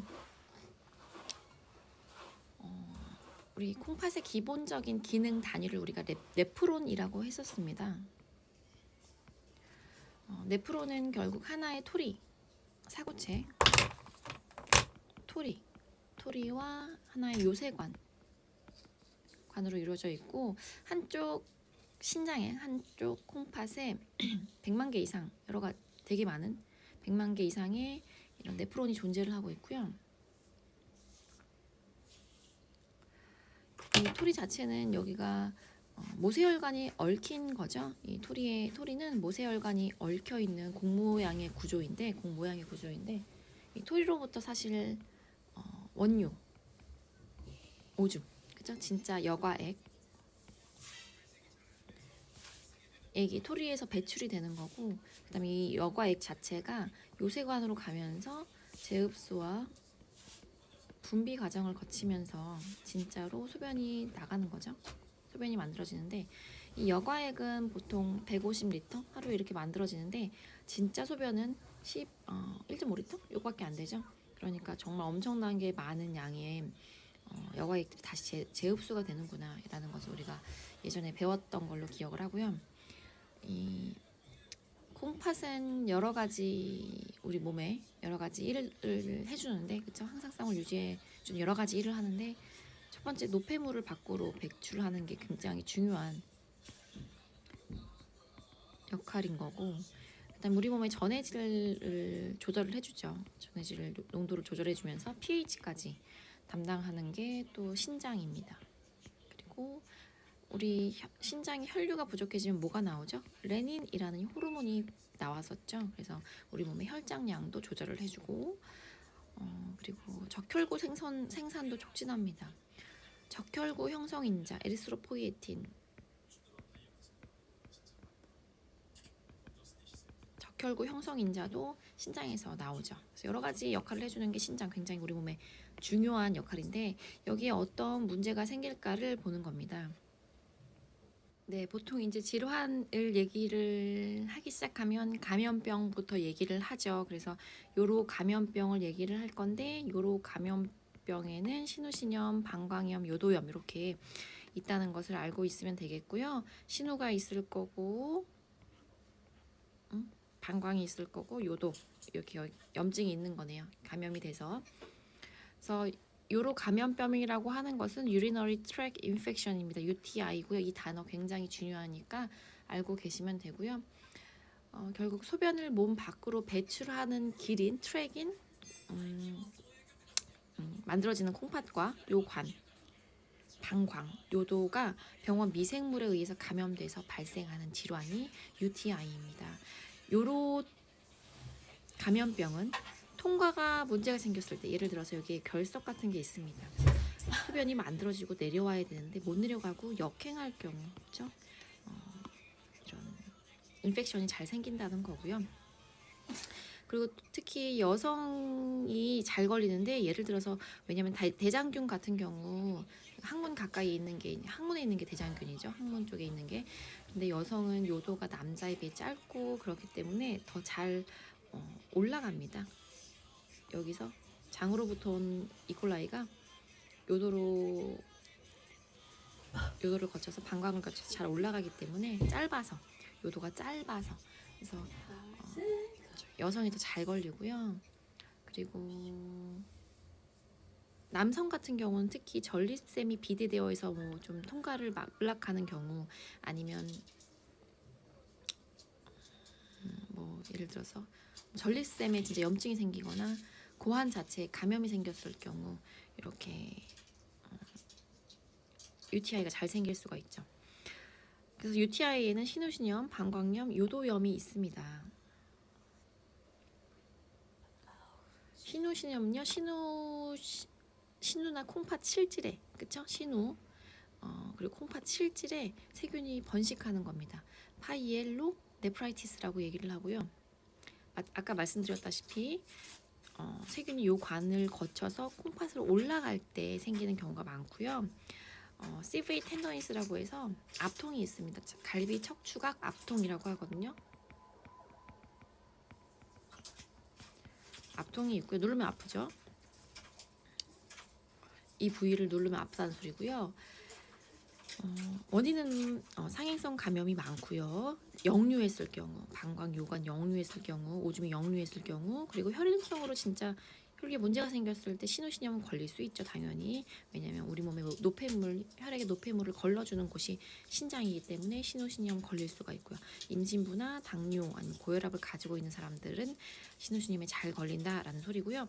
당연히 증상은 열이 나겠죠. 옆구리 통증도 있고 압통도 있고 배뇨 장애, 배뇨가 곤란해집니다. 야간요, 야간에 막 오줌이 나오고요. 긴급하게 오줌이 나오고요. 잘 안 나올 수가 있습니다. 소변량이 줄어드는 핍뇨가 있을 수가 있고요. 아니면 고름뇨라고 해서 소변에서 다수의 백혈구가 확인되는 그런 고름뇨를 볼 수가 있고요. 이런 염증들이 반복해서 발생하는 경우 수개월이나 수년에 걸쳐서 조금씩 콩팥 조직이 파괴가 되고, 그죠? 신장의 기능이 저하됩니다. 이럴 때는 만성화된다라고 얘기를 하고 만성 깔때기 콩팥염 이렇게 얘기를 하기도 합니다. 그래서 지금은 이제 여기 지금 표에 나와 있는 거는 급성 신우신염일 때 연령별 좀 다른 증상을 보인다라는 게 보이는 거고, 사실 뭐 연령에 상관없이 이런 증상들은 다 볼 수가 있습니다. 그래도 소아의 경우 좀 특징적인 게 구토를 좀 할 수 있는 거, 식욕 부진이 있을 수 있는 거, 이런 것들이 좀 소아에게 특징적이죠. 열도 나고 보행에 이상이 있고. 구체적으로 어떤 지금 UTI가 있는지 보고 있는 건데, 그 중에 또 하나가 시스타이티스, 방광염입니다.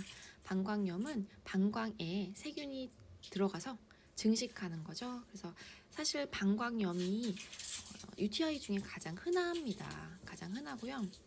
이 염증 때문에 방광벽이 자극을 받겠죠. 그래서 빈뇨, 그리고 배뇨할 때 통증도 보여집니다. 요도염은 유레스라이티스, 그쵸? 요도염입니다. 요도의 염증성 질환입니다. 남성의 경우는 경우는 주로 이제 성병 같은 이유로 생기고요. 여성의 경우 폐경기 이후에 에스트로겐 분비가 떨어지면서 발생하는 경우가 많고요.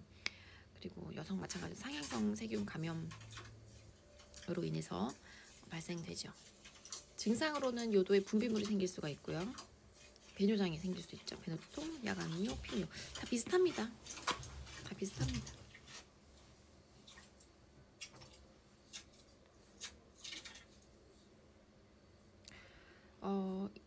방금 염증 자체가, 감염병 자체가 요로의 통과 장애로 인해서 생긴다고 했는데, 그럼 요로의 통과 장애는 뭐가 있는지 한번 확인을 해볼게요. 수신증이 있고요. 요로 결석증이 있습니다. 수신증은 뭐냐면 이것도 물콩팥증이라고 하는데 하이드로네프로시스라고 합니다. 하이드로네프로시스.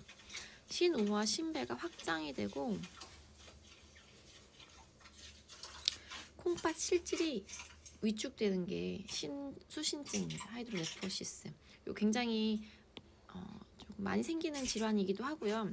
소아의 경우 또 많이 생기기도 합니다. 소아 같은 경우는 태어날 때부터 수신증일 경우가 되게 많거든요.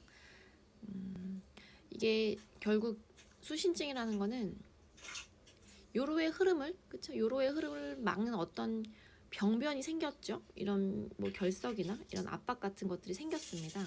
생기면요, 여기보다 그 위쪽에 압력이 높아지겠죠. 막으니까 압력이 높아지겠죠. 그러면서 신우, 콩팥 깔때기나 요관이 점점 이제 확대되어 가는 거죠. 어떤 막힘으로 인해서, 외부 압박으로 인해서, 여러 가지 압박으로 인해서 여기가 이제 블락되면, 막히면 위쪽이 압력이 높아지고 신우나 요관 자체가 확대되면서 커지는 거죠. 이렇게 되면은 콩팥 실질, 진짜 그 실질은 점점 더 얇아지고 마침내 위축되고 제 기능을 하지 못하게 되는 겁니다.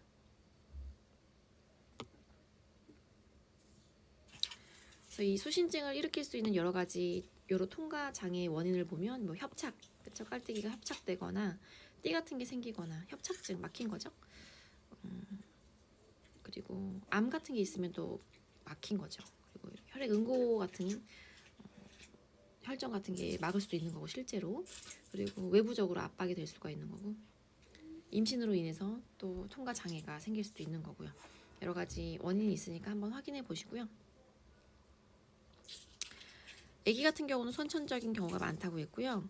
성인 같은 경우는 종양, 그쵸? 그리고 결석, 협착 이런 이유로 인해서 수신증이 생길 수가 있습니다. 양쪽이 다 막혔어. 그럼 오줌 안 나와. 근데 한쪽만 막히면 오줌이 많이 나옵니다. 이게 좀 특징적이고, 그리고 밤에 증상이 오줌이 잘 양요할 수가 있는 거고요.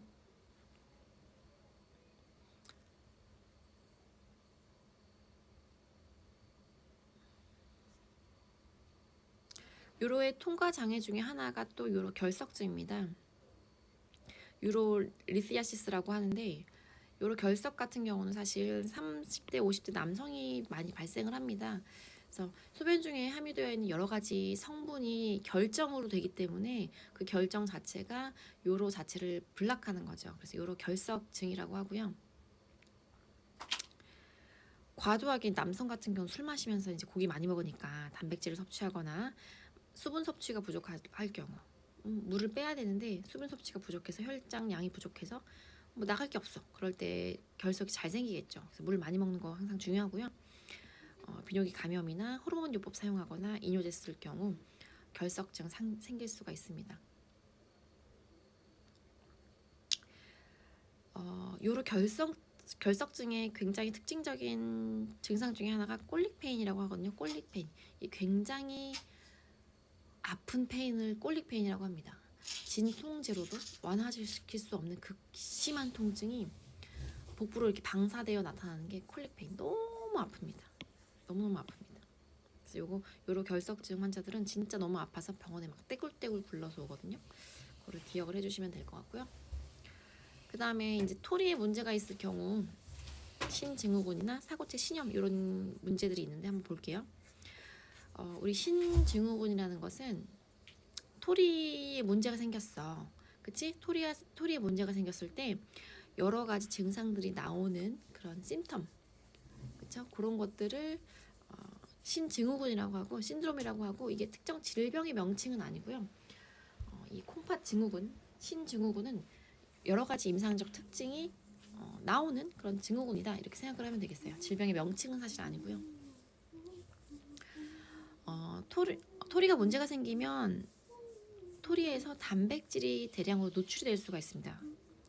단백질이 원래 여과가 되면 안 되는데 대량으로 노출될 수 있기 때문에 심한 단백뇨가 나오고요. 하루에 3.5g 많이 나오죠.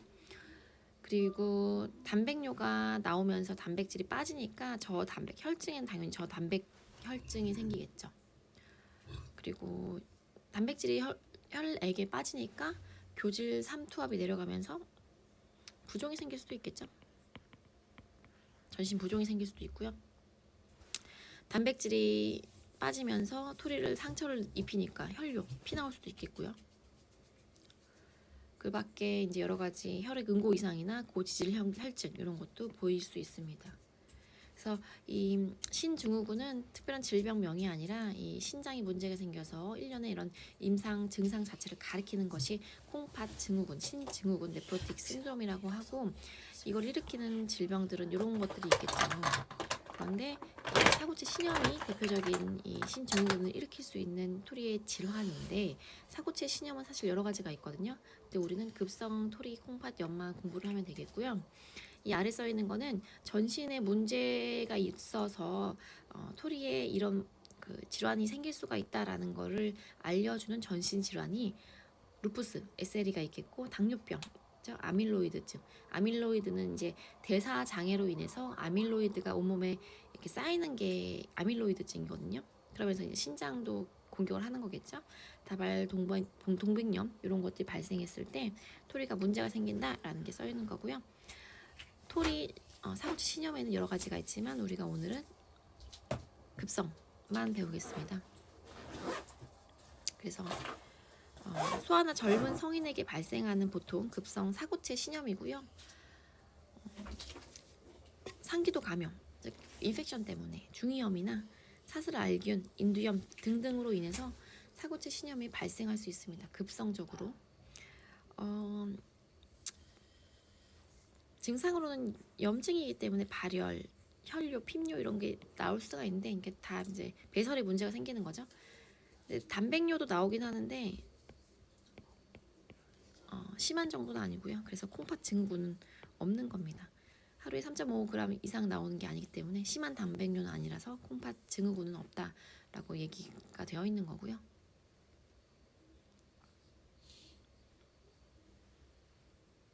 이거는 안 봐도 되겠습니다. 결국 신장에 계속 문제가 생겨서 만성화되고 뭐 기타 등등 여러 가지 이유로 인해서 콩팥 기능이 완전히 상실되는 신부전이 발생할 수가 있습니다. 이것도 급성이 있고 만성이 있죠. 레날 페일리어 중에 급성은요 가역적입니다. 지금 당장 ARF가 있더라도 다시 정상으로 노멀하게 돌아올 수 있다는 소리입니다. 급성 신부전은 ARF가 있더라도 정상으로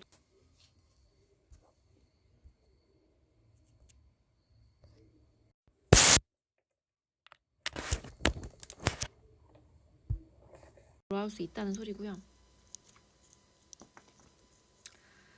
급성 신부전의 원인은 뭐냐면 혈류 감소. 이거 되게 중요합니다. 혈류가 우리 몸에 빠지면요 신장이 급성 레날 페일리어로 빠질 수가 있어요. 그래서 우리 몸의 혈장량을 유지시켜 주는 게 굉장히 중요하고요. 염증 생겼을 경우, 그렇죠? 레날에 염증 생겼을 경우, 그리고 하트 페일리어 이후에 요새관이 괴사가 되거나 아니면 쇼크, 그렇죠? 쇼크는 우리 몸의 혈류가 또 감소하면서 신부전 올 수가 있는 거죠. ARF가 폐혈증, 온몸에 혈에 지금 균이 생겼어요. 그리고 약물 이상, 조금 신장에 이상이 있는, 신장 이상을 줄 수 있는 그런 약물을 투여했을 경우, 아니면 화학 물질 노출되었을 경우, 결석 자체가 또 ARF를 만들 수도 있고요. 종양 자체도 요로 트랙을 막으면서 레날 페일리어에 빠지게 할 수가 있습니다. 증상은 뇨 배설 자체에 문제가 생기겠고요. BUN이 올라가고 크레아티닌이 올라가겠죠. 요거는 중요한 게 변한다. 괜찮아. 지금 치료하면 돼. 병원 가서 입원해서 치료하면 돼. 요건데 만성 신부전은 특징적인 게 절대로 돌아갈 수 없다. 의사한테 너 만성 신부전이야 진단을 받으면 절대 우리 몸이 정상으로 돌아가지 않습니다. 이것을 크로닉 레날 페일리어 CRF라고 하고요. 여러 가지 문제로 인해서 사실 CRF가 생길 수가 있고요. 임신했을 때 저는 임신 후에 아기 낳고 CRF 오는 산모도 많이 봤어요. 그래서 전신적으로 이제 몸이 힘들어지거나 공격을 받았을 때 신부전 생길 수가 있고요. 증상은 비슷합니다. 우리가 병태를 좀 보면은 콩팥의 신장의 기능이 나빠지면, 그렇죠? 물이나 나트륨, 염분이 잘 빠지지 않기 때문에 우리 몸에 부종이 생길 수가 있죠. 그리고 산증이 올 수가 있습니다. 이온 교환, 전해질 이온 교환이 잘 이루어지지 않기 때문에 혈액의 pH가 산성으로 기울어져서 산증, 에시도시스를 보여줄 수가 있고요. 산증 상태가 될 수가 있고요. 그리고 인산이나 칼슘 이상으로 인해서 부갑상생 기능이 활발해지면서 뼈가 단단해지지 못하고 칼슘이 혈액에 많이 노출되면서 뼈가 약화되는 그런 모습도 보여지고요.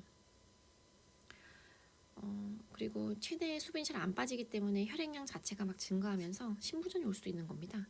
당연히 그러니까 폐부종이 올 수도 있는 거고요. 뇌에도 마찬가지로 뇌 세포에 문제가 생겨서 뇌 기능도 떨어지고 그래서 혼수 상태 올 수도 있는 거고요. 경련을 일으킬 수도 있습니다. 그리고 빈혈도 올 수가 있죠. 신장에 문제가 생기면 당연히 에리스로포이에틴에 문제가 생기겠죠. 그리고 위장염도 발생할 수 있고요. 요독증도 발생할 수 있습니다. 배설이 안 되니까, 노폐물이 안 빠지니까 여러 가지 우리 장기에 배설 문제로 인해서 여러 가지 기능, 장기 기능이 비정상적인 상태가 되는 요독증 이런 것들이 생길 수가 있죠. 마찬가지로 신장 기능을 나타내주는 지표들이 상승할 수가 있습니다. 그래서 오늘은 여기까지 수업을 하도록 하겠고요. 고생하셨습니다.